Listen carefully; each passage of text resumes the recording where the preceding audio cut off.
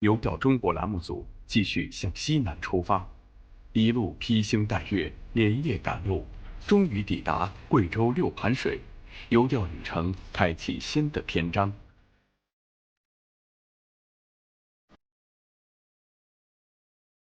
凌晨刚下高速，当地钓友热情欢迎我们的到来，让大毛受宠若惊。你们这样，我有点受宠若惊啊！不好意思，让你们等到现在啊！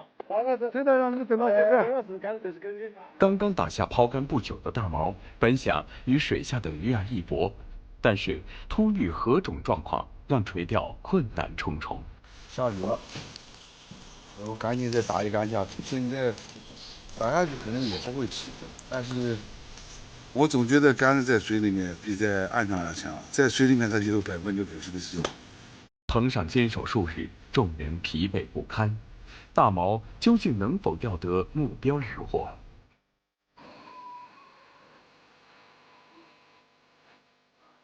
真漂亮，这个鲢鲢在水里面能看到，感觉到这花水这块的泛红，这水质太好了，这个水质，鱼都泛红了。我刚才说来鲢子了，因为在这前面冒了一个泡，我看到了。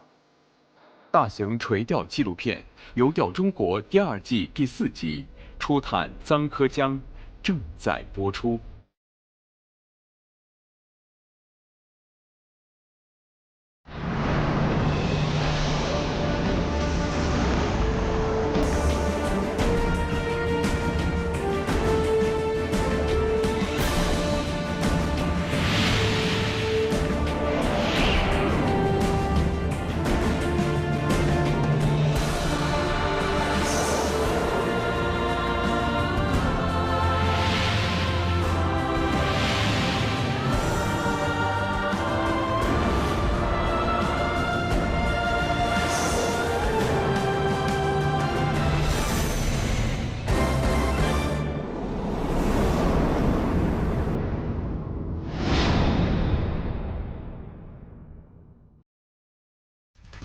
金龙鱼饵开，鱼饵自然来。欢迎收看由金龙鱼饵独家冠名播出的第2季《游钓中国》。本栏目唯一指定用竿，开我精工。感谢瑞木浮漂、中西钓线、龙门钓箱对本节目的大力支持。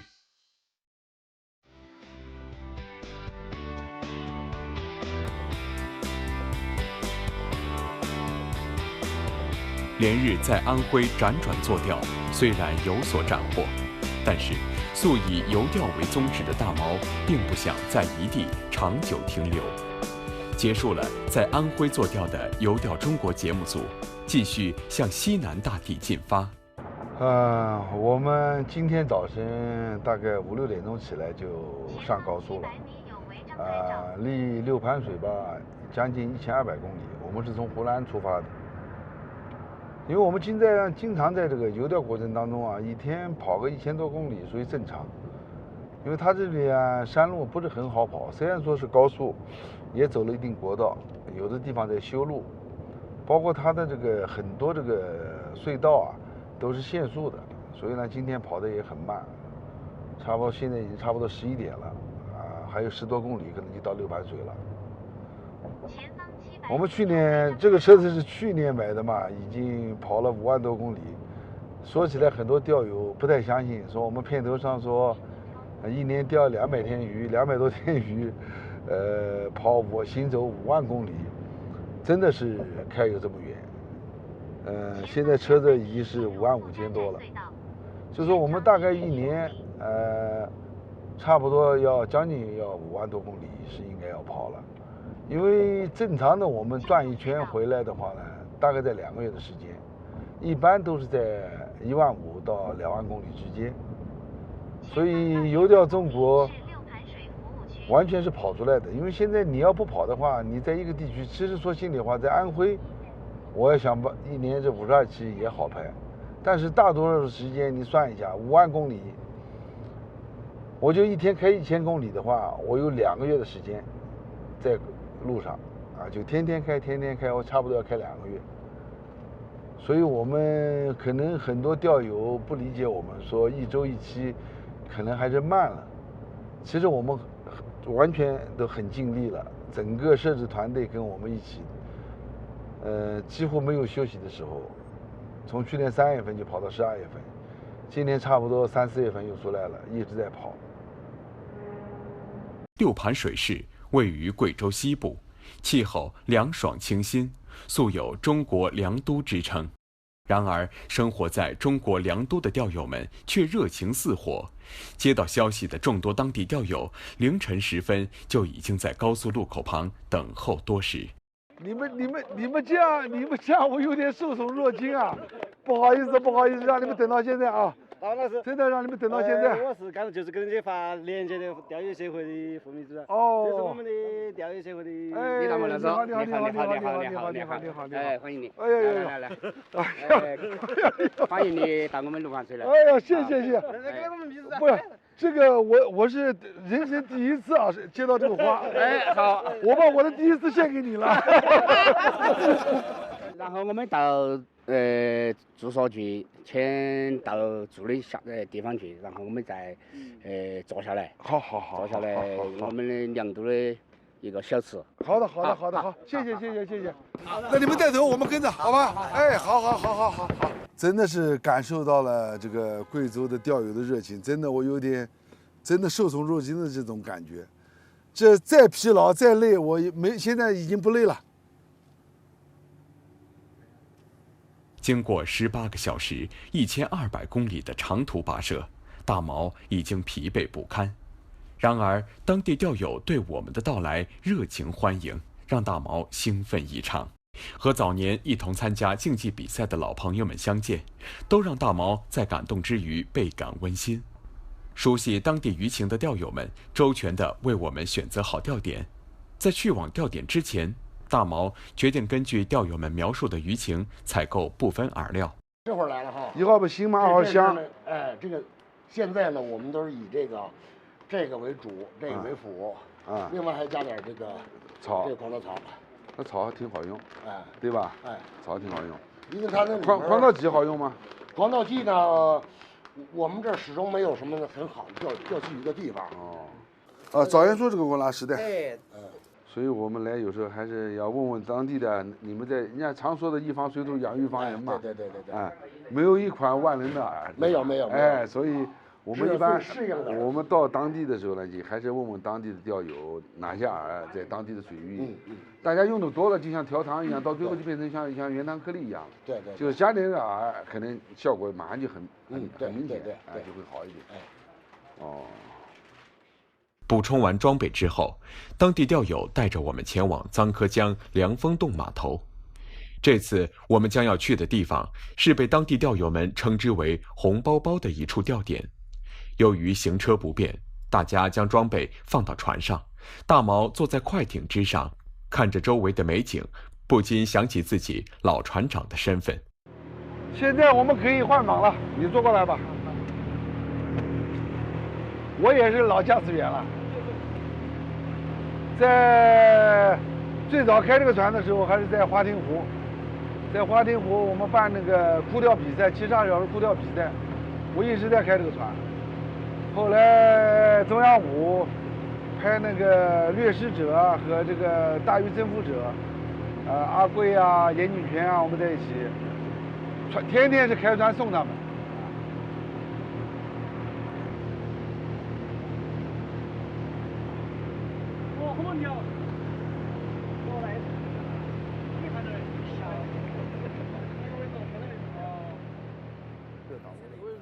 不，他们等今天不动啊，明天。如果说基竿呢，钓这里钓3米水都可以，在这一个位置都可以。这个地方哈。对，大草鱼全是从这里出的。全从这儿说。对。 3米左右。那一片可以吧？ 3米左右。那是就在棚子上钓吗？如果你钓深了还不吃，我跟你说。深了还不吃。对。不是他在棚子高头够不到吧？用手竿钓够不到吧？手竿钓你随便钓2、3米没问题。在棚上。 在棚上钓。对。这里有7天。那边可以不？他们老师。啊7天了。对。那个位置先。太艰苦，连电都没有，还要跟他商议，因为我们拍摄要充电，看能不能给我们临时拉一根线让我们充电。只要能充电的话呢，就是可能我们拍摄在这块艰苦是艰苦了一点，抵达钓点之后，询问钓棚老板得知，这里落水十分严重，近日连续7天鱼情都很不理想。听闻消息，大家情绪显得低落。但是大毛觉得耳听为虚，眼见为实，不下竿一试，怎能知道渔获如何？第2天一早，大毛根据自己的经验开始准备工作，看看这里的鱼儿是否吃钩。我们今天到的这个是贵州的六盘水，严格的说，这一块呢，应该是六盘水跟新义的一个交汇的地方。当地人好像叫这什么红包包，我也不知道，红包包就红包包吧。他说他们7号线、8号线都经常就是被这大的草鱼能拉断，所以这里面的鱼还是力量还是很大。我今天一来的时候，我就拴了一根通线，拴了一个6号的通线。既然有草鱼嘛，我们还是开点草鱼饵吧。狂稻草准备用50%的狂稻草，用30%的草釉，因为草釉应该还是属于广谱钓什么鱼都可以用，鲤鱼草鱼用20的金龙鲤，金龙鲤呢，它是奶香。其实今天饵获的很简单，主要你是看针对什么鱼。其实说心里话，如果是鲤鱼鲫鱼别的鱼进窝子，它也是一样吃，也是一样会吃这个饵。云南贵州这边呢，小鲈飞还是比较多的。有时候我们一会儿还是要收点水，用这个米汁釉收点水，收一点水的话，让它粘度再大一点。这个饵的水比是1比0.9，你自行吃透水，醒个2-3分钟。哎呀，旧手还是把这些包装袋的垃圾带走。我们可以拿这个米汁釉像粘粉一样一个早粘，因为这个米做的这个饵料呢，经济池里面非常好用，但是我们在休闲的时候就是饵的粘度不够，或者小鱼多的话，或者水深，它把饵料一个是饵料的粘度它可以增加粘度，还有另外一个呢，它这个米饭做这个饵料呢，它在水里面非常的滑，它的入口性会很好。少量撒一点就可以了。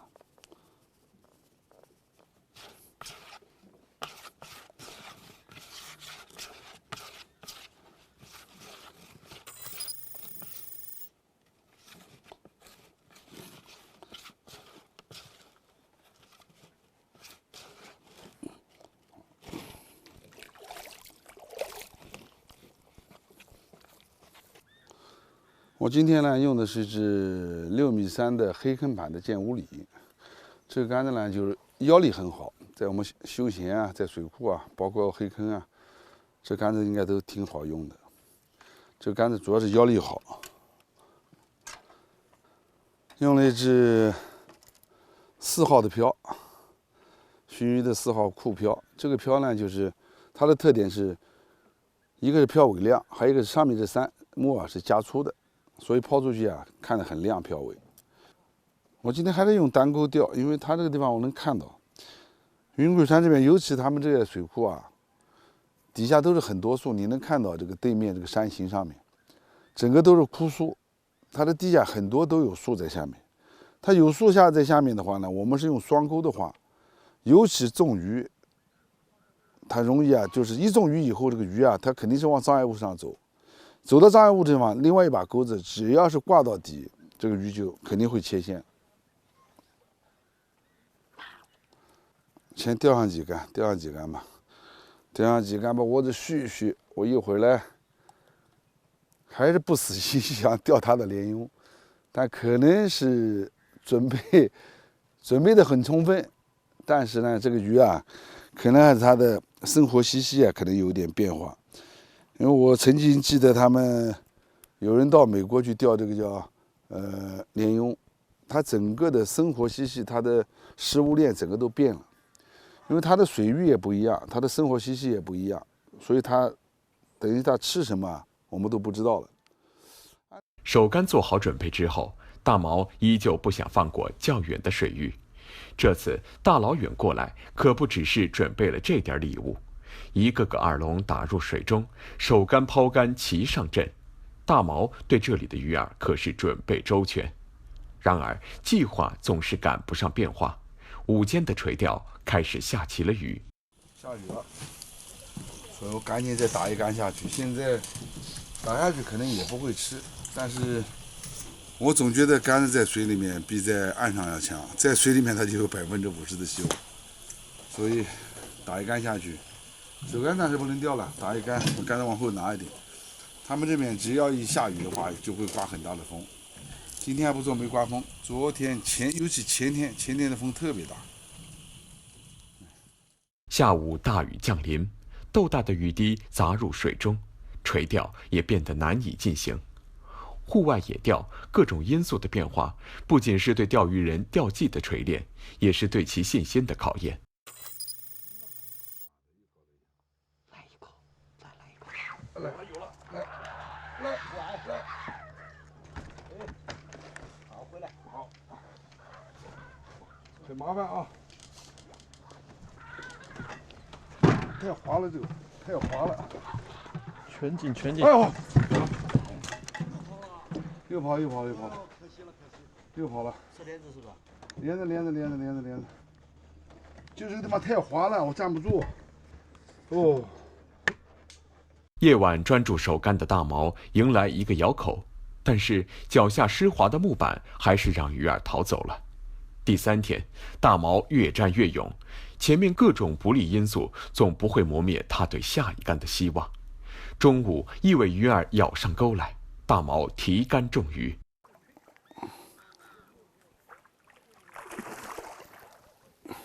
你看这鱼劲真大嘞，难怪他们有劲，真的是有劲。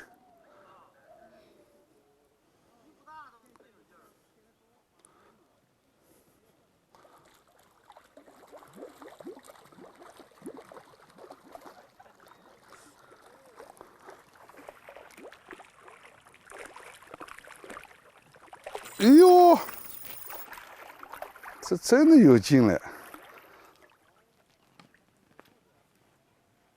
你再有劲也不行啊！连着！哎呀，第一尾鱼，好，放生了。叫你爸爸来吧啊，来个大一点的。这2天一直都不好，我们来的时候就跟当地钓友就联系了，而且我们也看了天气预报，一直在下，昨天整整下了1天，而且前天罗店吧离这不远，罗店好像大风啊，把棚子刮倒了，都死了3位钓友。因为云贵川这边啊，它很多都是住在棚子上，它这边一旦有风的话，风会很大。风会很大的话呢，就是一个是影响钓鱼，还有一个它就是一下雨的时候啊，还是气压低，气压一低的话，这些鱼就不肯开口。我也是昨天下了1天嘛，昨天晚夜里10点钟差不多开始雨停了，我开始钓的，碰到几个都是连着，所以今天我还是想钓连着吧。它这些鱼啊，好像感觉到明显能感觉到。它的生活习性好像有点改变，就是我们真正去钓它的时候呢，还不一定好钓。我昨天一来的时候，没下雨之前我就把饵笼打下去了。它这个地方的鱼可能还是跟水域有关吧，因为我现在还不是很了解，可能还得有一段时间的摸索了。它的真正用这个水怪用饵笼去钓它，效果不明显。而且现在要用手竿再钓，再用抛竿钓的话，我们时间可能不允许了。今天我准备钓一下，钓得好，钓得不好，可能我们都要赶往下一站了，因为没有时间了。有机会我可能还会再来一次，专门用抛竿去钓它。都说这边的鲢鳙用饵笼钓不上来嘛，我还是想准备好了，准备充分一点啊，把饵料啊，包括这些配件啊，这些辅助的这些东西啊，多准备一点。什么时候来驻上1个星期，专门来钓它的鲢鳙。几天的等待终于迎来了目标渔获，形成的压力也让大毛对渔获的渴望愈加强烈。面对寥寥的鱼口，大毛更加细心关注每一个漂向。来，好，来，这个大，太大了。哎呦，好了，狗可能有问题了。狗没有问题，这是铆的，这个不是钓的，这个是铆的。哇，太猛了。这个是铆的，这个不是钓的。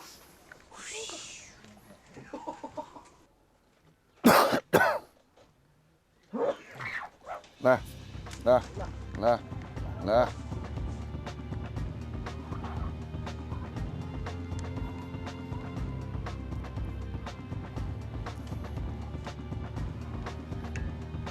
还是白鲢。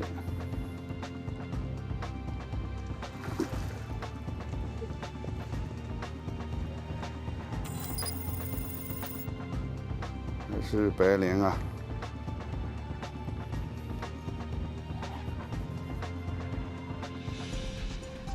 真漂亮，这个鲢呢，在水里面能看到，感觉到这划水这块都泛红，水质太好了，这个水质，鱼都泛红啊。我刚才说来鲢子了，因为在这前面冒了一个泡，我看到了，它这个鱼啊就不够大了。我昨天那条大的，昨天那条第一条真大，直接钩子就拔直了。你看它的划水啊，跟别的我们池塘钓跟水库钓不一样，它的划水啊是红的，你看在水里面能看到，非常的清晰。你看，哦，这条比那条大一点，难怪了，难控一点。这条比那个来，朝王给我，没事。这一下就可以喽！哎呦呦呦呦呦呦呦！哎呦，这个鱼进的还是真的是好了啊，准备。哎，对，好，慢慢的，哎，对，抓的，哎，这条你家有多重？你家6斤多不止啊，孩子，6斤多就不止了，他讲8斤还有点谱。你看划水在水里面看的是红的，这个划水啊，你是水质好的，还是啊？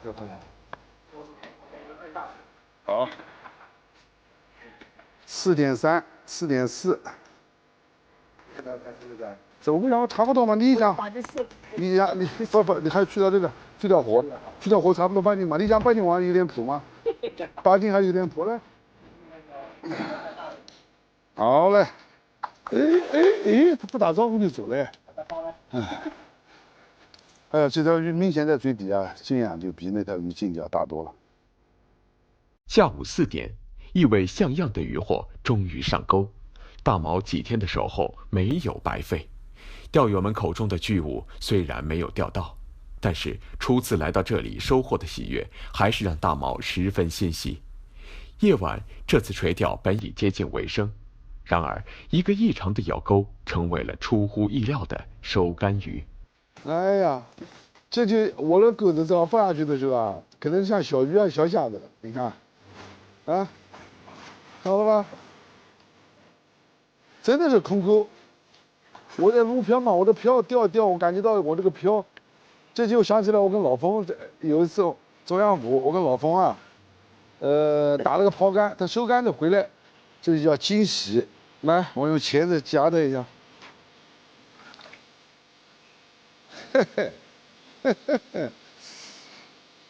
这个是幸福来的太突然啊，我有点不习惯。哎呀，好了，让你走吧。哎呀。